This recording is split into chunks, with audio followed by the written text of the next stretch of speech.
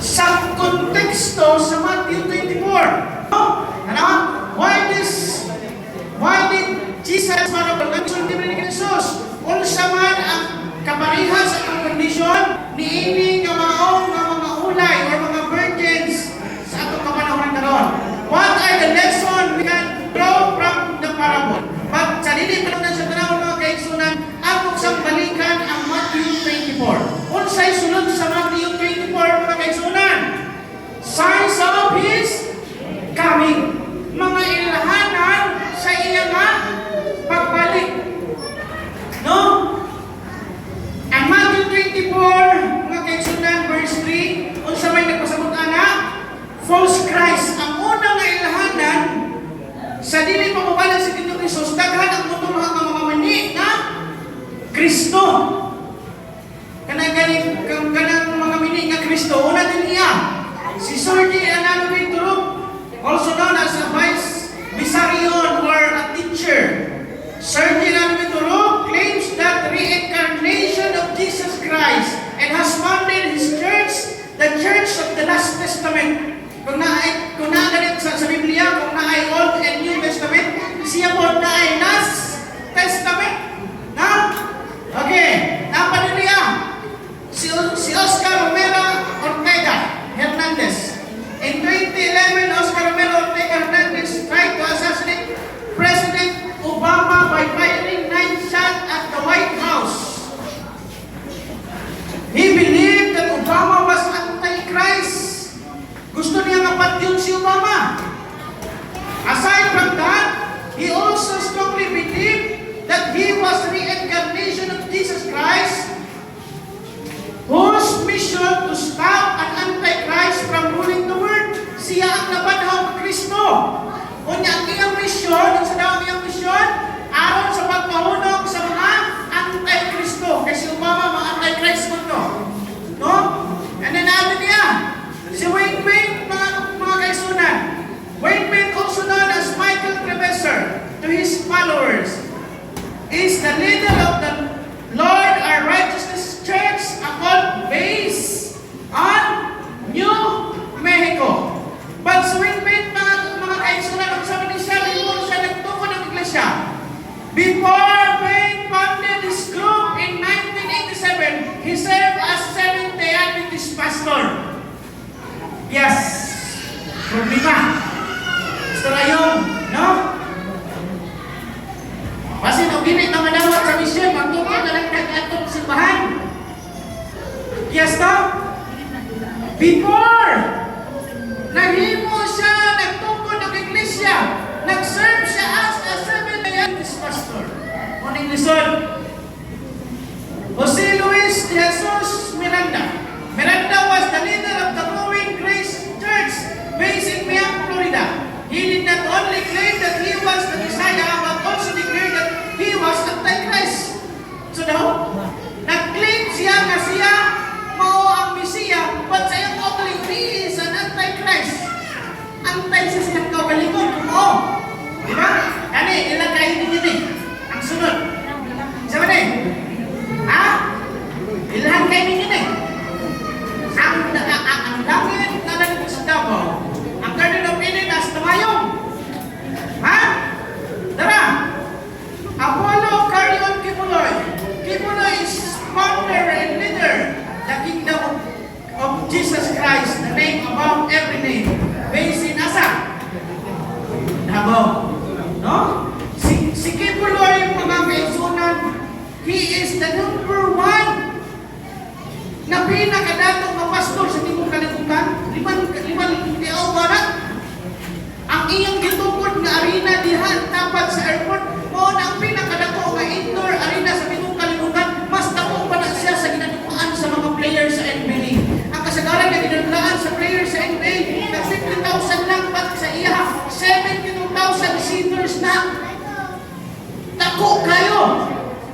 No? Kaya dako man kayo, ipadakan sa dito sa Philippine Arena, ipadaktan pa nila ang ganagaling Araneta Coliseum.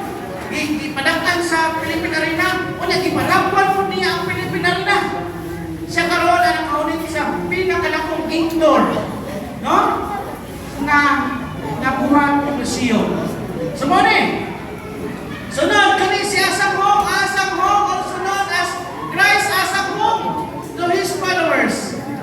Was the founder of South Korean Christian movement, the World Mission Society Church of God, natin sa pangalan siya nga simbahan, no? But Asang Hong claimed that he was the incarnation of Jesus Christ, age of Holy Spirit. Before founding sa iyang iglesia, Sang Hong was an active member of Seventh-day Adventist Church. Pastilan. Ha? Active member of Seventh-day Adventist Church. Naasa ko, naawas ako magkana-galing ko sa hayop, dili ka magagad, dili sa iglesia, mangita na ng nagpapahagi na magkatukod at simbahan. Ha?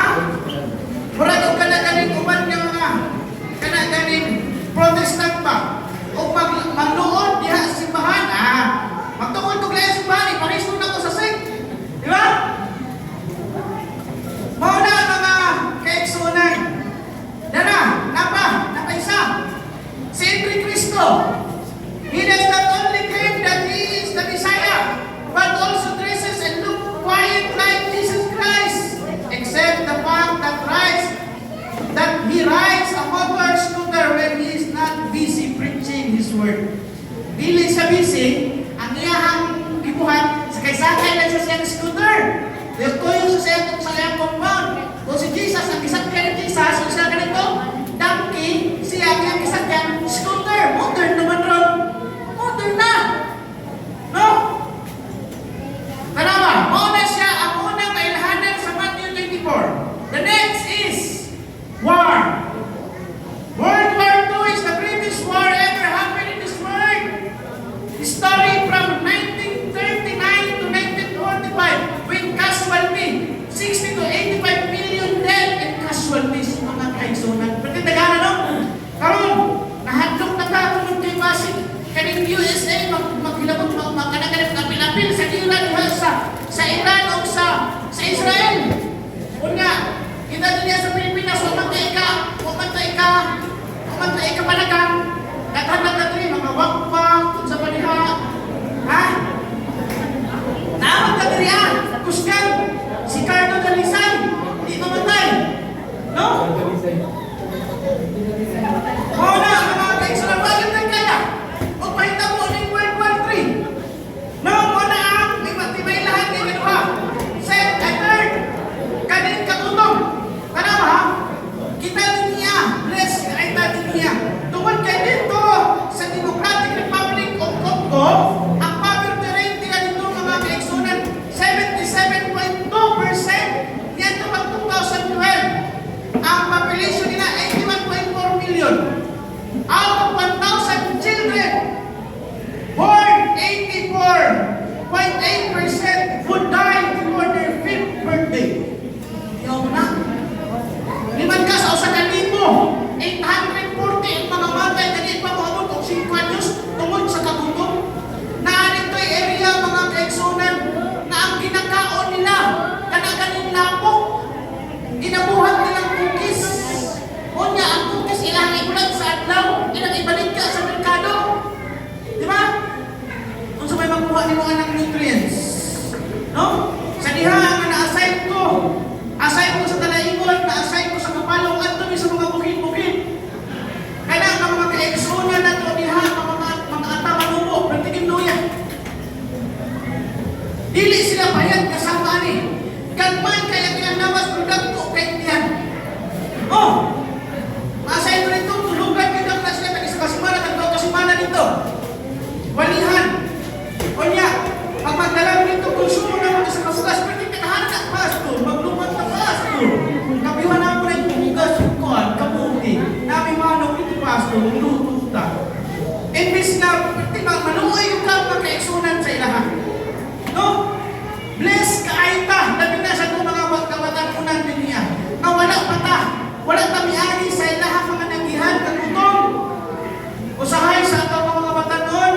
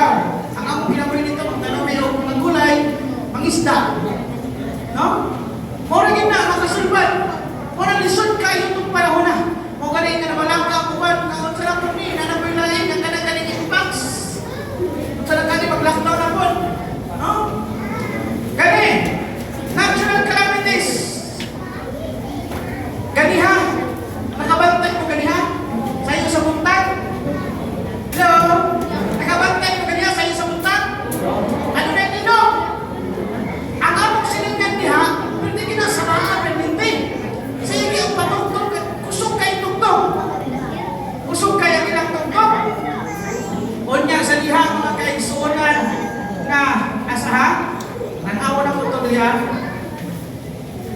Sa diha nga, nilinog, tugay mo kay linog, nakaon may, tugay kayo, anak. Ang ilang tugtog, kanagaling, dili yun linog sa dalugan, kay Wordly. Nya kami, ang among ibuhat, naminaw man biya ko karang lesson, na nagpatugtog na kung may o kanang religious song, kanagaling music of hope diha sa YouTube.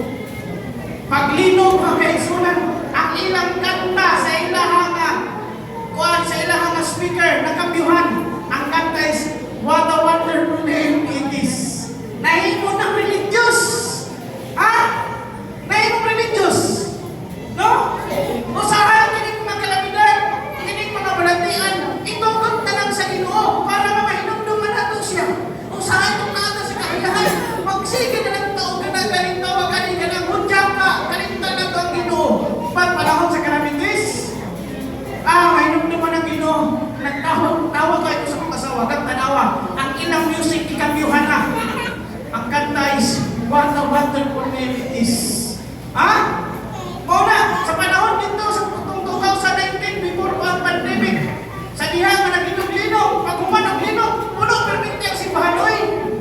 Di ba? Puno perfect yung simbahan. Muna siya mga kaigsunan. Mga baha, tsunami, no? Kanagaling wildfire. Pag anong nanawag kayo magkaitsunan, kitix kaniya is mga natong ibasa. Sa ato mo sa kaitsunan, isa na niya, Matthew 24, 42-44, Therefore, stay awake, for you do not know on what day your Lord is coming. But know this, that if the master of the house had known in what part of the night the thief has coming, he would have stayed awake and would not have let his house be broken into. Therefore, you also must be ready. For the Son of